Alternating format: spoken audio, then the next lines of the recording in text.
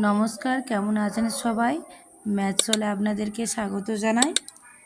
এখানে রঙিন কার্ড বিক্রি করে 650 টাকা এবং ছবি বিক্রি করে 275। এই যে ছকটা আছে, এই যে ছকের সাহায্যে এপারে দেখো 1 নম্বর 2 নম্বর 3 নম্বর পরপর অঙ্ক আছে।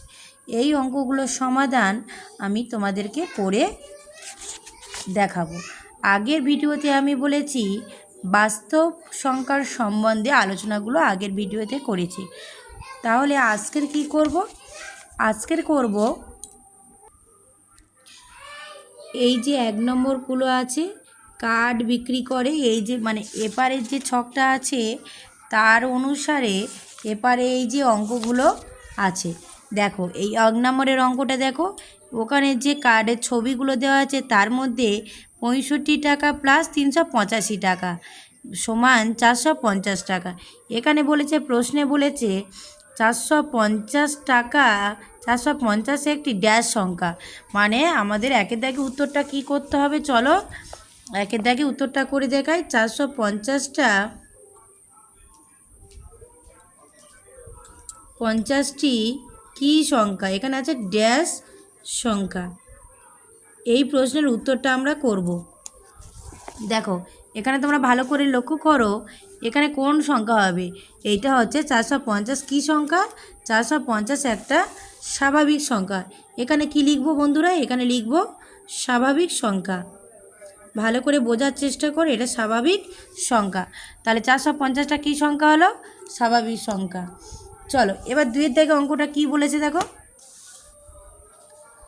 যে কোনো দুটি অখণ্ড সংখ্যার যোগফল সর্বদা অখণ্ড সংখ্যা হবে।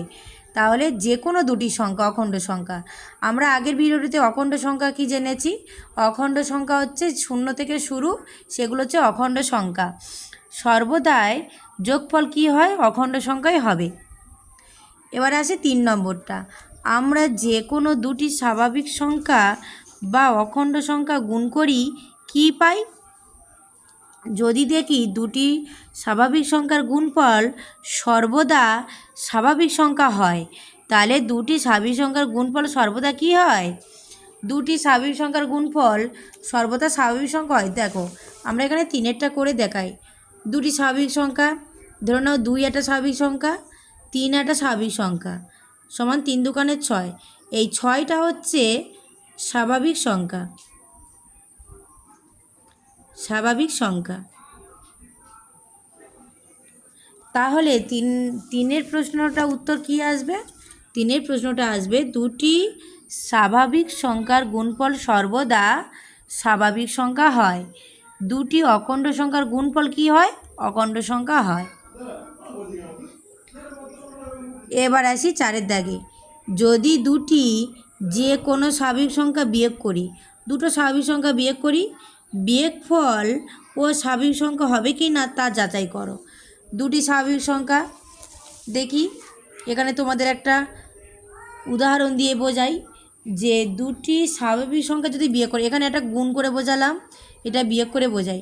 ধরো 8 একটা স্বাভাবিক সংখ্যা, ঠিক আছে, 8 থেকে 4 বাদ দিলাম, কি হয়? 4। তাহলে 4টা কি? 4টা কিন্তু স্বাভাবিক সংখ্যা।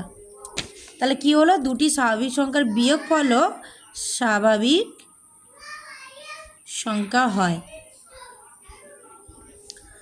তাহলে দুটি স্বাভাবিক সংখ্যার গুণফলও স্বাভাবিক সংখ্যা হয়, দুটি স্বাভাবিক সংখ্যার বিয়োগফলও স্বাভাবিক সংখ্যা হয়। এবারে চলে যায় 5-এর অঙ্কটা, বিয়োগ 320 কী ধরনের সংখ্যা? দেখো সেই পূর্ণ সংখ্যা আমরা বলেছিলাম না, তোমাদেরকে বোঝাই 5-এর দাগে প্রশ্নটা কি বলেছে একবার লক্ষ্য করো। প্রশ্নটা তোমাদের লক্ষ্য করাই, বিয়োগ 320 কী ধরনের পূর্ণ সংখ্যা? দেখো মাইনাস আছে, -320 একটি পূর্ণ সংখ্যা। কী ধরনের সংখ্যা? এটা একটা পূর্ণ সংখ্যা। তাহলে কিভাবে ধরবো পূর্ণ সংখ্যা কোনগুলো? 1 2 3 4, 1 2 3 4, এই যে 1 2 3 4, 1 2 3 4, এগুলো কিন্তু বিয়োগ, এটা বিয়োগ। এটা বিয়োগ, আর এগুলো যোগ।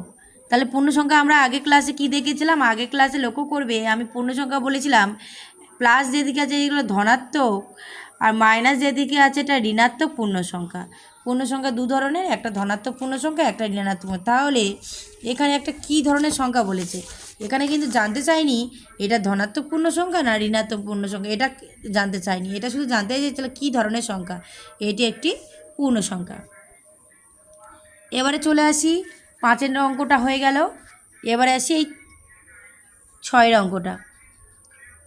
আমরা যে কোনো দুটি পূর্ণ সংখ্যা নিয়ে যোগ বিয়োগ গুণ করে কি পাই? আমরা যে দুটো আগে দেখেছি দুটি স্বাভাবিক সংখ্যার গুণফল, দুটি স্বাভাবিক সংখ্যার যোগফল। এবার আসছে কিন্তু দুটি পূর্ণ সংখ্যার যোগ বিয়োগ গুণ। দুটি পূর্ণ সংখ্যা যোগ কী হয় আমরা সেটাই বার করব। দেখো এখানে 6 দাগের অঙ্ক, দুটি পূর্ণ সংখ্যা, একটা -8 ধরি আর একটা -5 ধরি। এটা যোগ বিয়োগ গুণ করে কি দেখা পাই দেখি? যোগ বিয়োগ গুণ করে দেখি কি হয়, করে দেখি। দেখো এটা আমরা গুণ করে দেখব কি হয়। চলো তাহলে প্রথমে যোগ করি, -8 যোগ -5,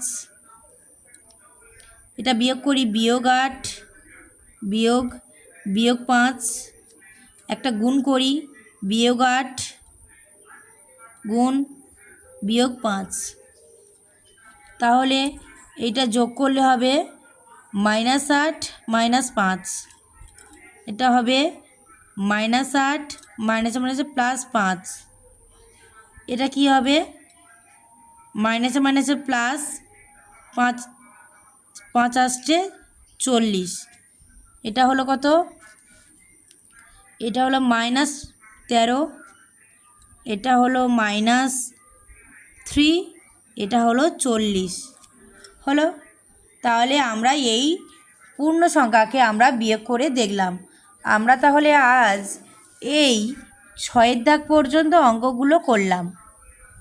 এবার একটা দিন পরের এক ক্লাসে আসবো, পরপর 7, 8, 9 আছে, তোমাদের 10, 11 এগুলো সবই আছে। তারপরে সমস্ত কিছু কমপ্লিট হয়ে গেলে তবে আমরা যাব এই কোর্সে দেখি 1.1। পরপর তোমাদের ভিডিও দিতে থাকবো, তোমরা আমার পাশে থেকো, সম্পূর্ণ ভিডিওটি পরপর দেখো, তোমাদের বুঝতে সুবিধা হবে। আমি একটা ছোট ছোট করে পার্ট করে দিচ্ছি, ক্লাসগুলো ছোট করছি যাতে তোমাদের বুঝতে সুবিধা হয়। তাহলে আজ এই পর্যন্ত থাকলো, আবার দেখা হচ্ছে নেক্সট ক্লাসে। ধন্যবাদ সবাইকে।